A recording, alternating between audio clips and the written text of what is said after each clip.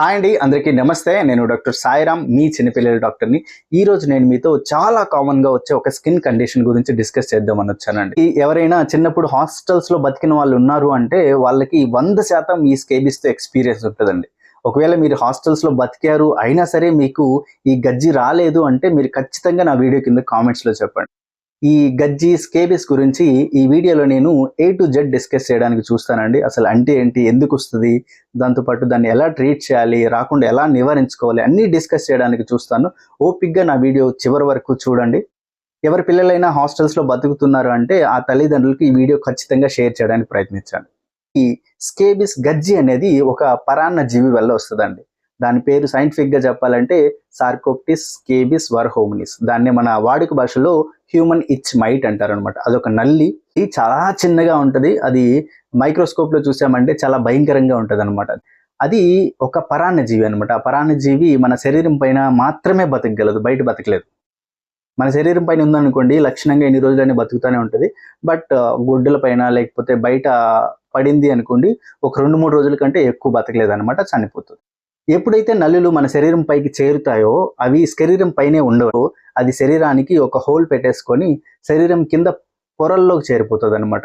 మనము భూమిలో సొరంగాలు పెట్టుకుంటాం కదా, ఈ నల్లులు ఏం చేస్తాయంటే మన శరీరం పైన పై పొరల్లో సొరంగాల్లాగా టన్నల్స్ పెట్టేసుకొని పోతూ ఉంటాయి. టన్నల్స్ పెట్టేసుకొని దాంట్లోనే అవి బతుకుతూ ఉంటాయి. ఎప్పుడైతే టన్నల్స్ పెట్టుకొని పోతాయో అక్కడ అవి గుడ్లు పెట్టుకోవడము, వాటి పూప్ అంటే వాటి బాత్రూమ్ రావడము, అవన్నీ అక్కడ నివాసం జరుగుతూ ఉంటాయి అన్నమాట. ఎప్పుడైతే అక్కడ గుడ్లు పెడుతుందో, వాటి పూప్ రిలీజ్ చేస్తుందో, వాటి నుంచి కొన్ని రిలీజ్ అవుతూ ఉంటాయి కదా ప్రోటీన్స్, అవన్నీ మన స్కిన్కి ఎట్లా ఉంటుంది అంటే చాలా ఇరిటేటింగ్గా ఉంటాయి.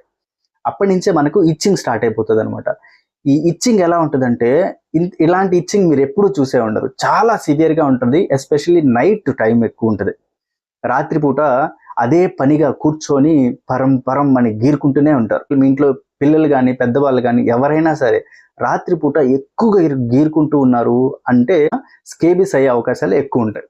ఇంకా ఆ మైట్ గురించి మాట్లాడాలనుకోండి, అది చాలా గుడ్లు పెడుతుంది. ఆ గుడ్లు ఒక 4-5 రోజుల్లోనే హ్యాచ్ అయిపోయి చిన్నపిల్లలు వచ్చేస్తే ఆ చిన్నపిల్లలు 1 లేదా 2 వారాల్లో అవి పెద్దవి అయిపోతాయి. దెన్ అవి కూడా టన్నల్స్ పెట్టుకుంటూ స్టార్ట్ చేస్తాయి. అవి కూడా వాటి గుడ్లు పెట్టుకుంటూ వాటి ఫ్యామిలీని మన శరీరం పైన రన్ చేస్తూ ఉంటాయి అన్నమాట. ఒక జనరేషన్స్ అన్ని మన స్కిన్ పైన బతుకుతూ ఉంటాయి. ఆ ప్రాసెస్లో రిలీజ్ అయ్యే ప్రోటీన్స్ పూపుల వల్ల చాలా ఇచ్చింగ్ ఎక్కువ ఉంటుంది, చాలా అలర్జిక్గా ఉంటాం. ఎక్కువ శాతం మంది ఏం చేస్తారంటే అది జస్ట్ ఇచ్చింగే కదా అని చెప్పి నెగ్లెక్ట్ చేసేస్తూ ఉంటారు.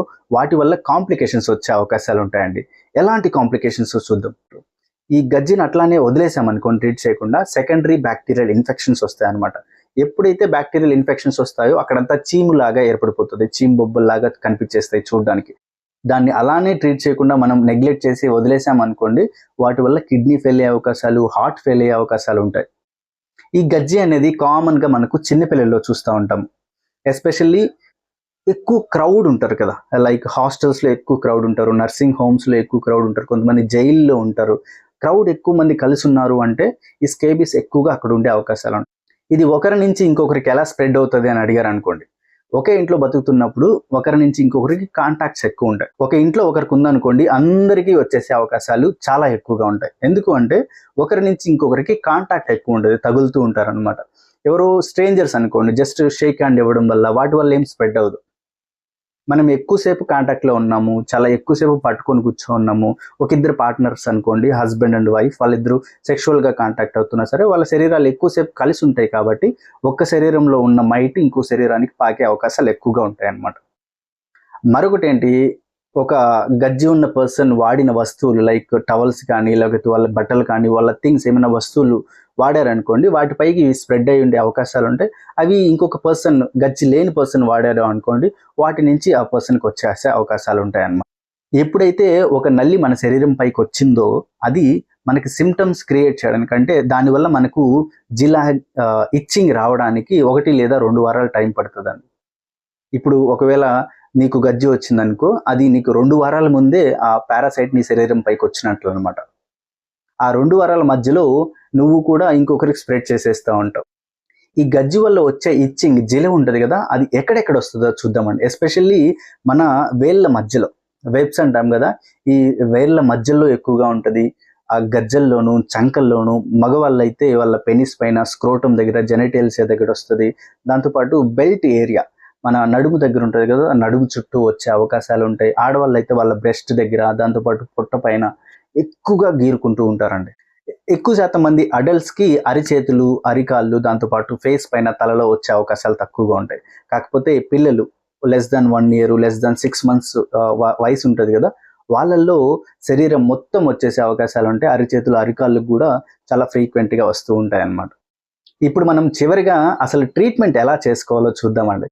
ఒక 3 కామన్గా వాడే మందుల గురించి చెప్పాలి అంటే, ఒకటి 5% పర్మెథ్రిన్ క్రీమ్ అనేది ఆయింట్మెంట్ ఒకటి ఉంటుంది, బెంజైల్ బెంజోయేట్ ఉంటుంది, అండ్ ఐవర్మెక్టిన్ టాబ్లెట్స్ ఉంటాయి. ఈ బెంజైల్ బెంజోయేట్ అనేది లెస్ దాన్ 6 months ఉండే పిల్లలకి, చిన్న పిల్లలకి వాడరు.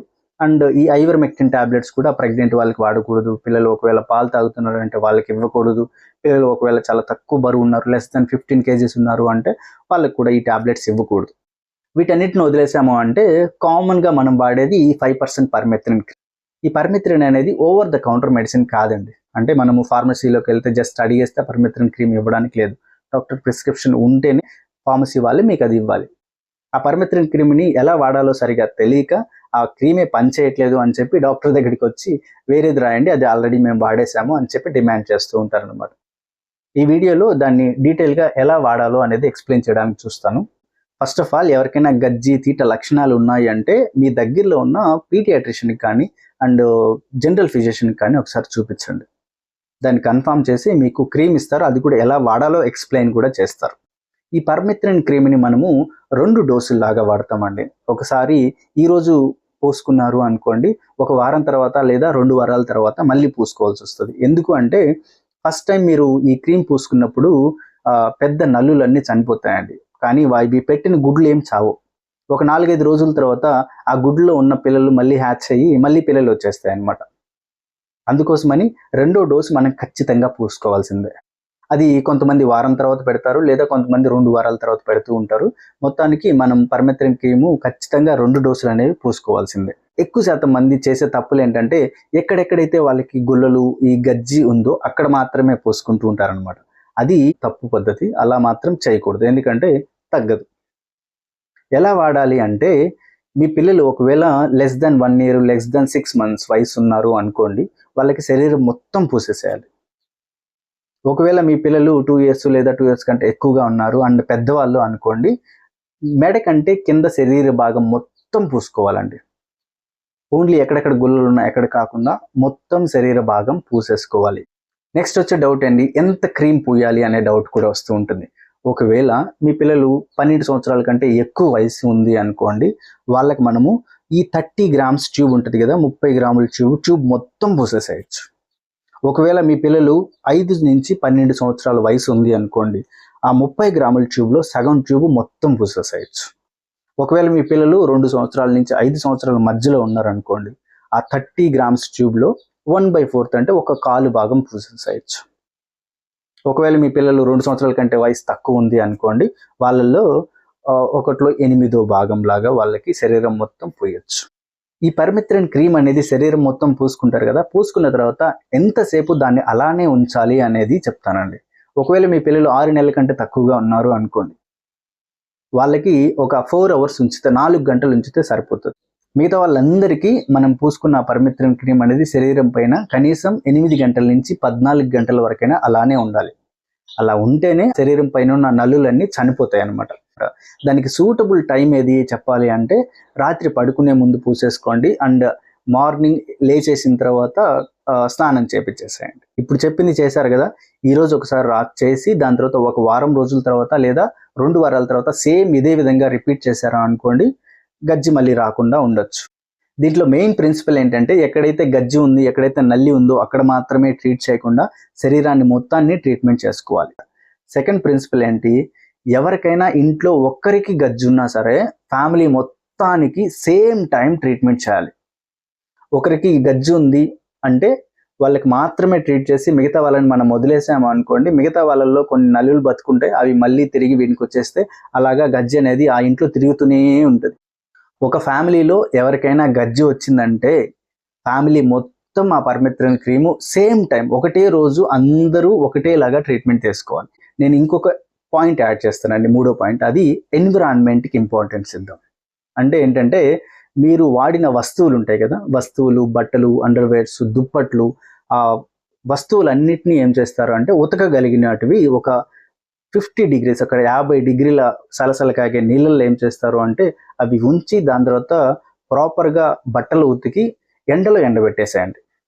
ఒకవేళ ఏదైనా వస్తువులు మీరు వాడినవి ఉతకలేరు అనుకోండి, కొన్ని కొన్ని టాయ్స్ ఉంటాయి కదా, బొమ్మలు, వాటిని ఏం చేస్తారంటే ఒక ప్లాస్టిక్ బ్యాగ్లో కట్టేసి దూరంగా వాడకుండా ఒక వారం రోజులు అట్లే వదిలేసేయండి. ఒకవేళ వాటిపైన నల్లులు ఉన్నా ఒక 4-5 రోజులు అవి చనిపోతాయి అన్నమాట. కొంతమందికి ఏంటంటే మనం ట్రీట్మెంట్ ప్రాపర్గా చేసినా సరే వాళ్ళకి ఆ గజ్జి వల్ల వచ్చే జెల్ ఉంటుంది కదా, ఒక 2-3 వారాలు, కొంతమందికి నెల రోజులు కూడా అట్లానే ఉంటుంది. అది గ్రాడ్యువల్గా అంటే నిదానంగా తగ్గుతూ వస్తుంది అనమాట. దానికి కావాలంటే మీ డాక్టర్ని అడిగి ఇచ్చింగ్ తగ్గడానికి మాత్రం మందులు రాసుకోవచ్చు. ఈ వీడియో చివరి వరకు చూసినందుకు థ్యాంక్ యూ. ఈ వీడియో చూసి మీకు కొంచెమైనా ఈ స్కేబిస్ గురించి అవేర్నెస్ వచ్చింది అనుకుంటున్నాను. ఈ వీడియో యూస్ఫుల్గా ఉంది అంటే ఖచ్చితంగా చిన్నపిల్లలు ఉన్న తల్లిదండ్రులకి అందరికీ షేర్ చేయండి. ఎస్పెషల్లీ వాళ్ళ పిల్లలు ఒకవేళ హాస్టల్స్లో చదువుతున్నారంటే ఇది ఖచ్చితంగా యూస్ఫుల్గా ఉంటుంది. ఇంకా ఏమైనా ఈ టాపిక్ పైన మీకు డౌట్స్ ఉన్నాయి అంటే ఖచ్చితంగా నా వీడియో కింద కామెంట్ చేయండి. నేను వాటికి రిప్లై ఇవ్వడానికి ప్రయత్నిస్తాను. లేదా ఒకవేళ యూస్ఫుల్ అనిపిస్తుందంటే వాటిపై నేను వీడియో కూడా చేయడానికి ప్రయత్నిస్తాను. Thank you.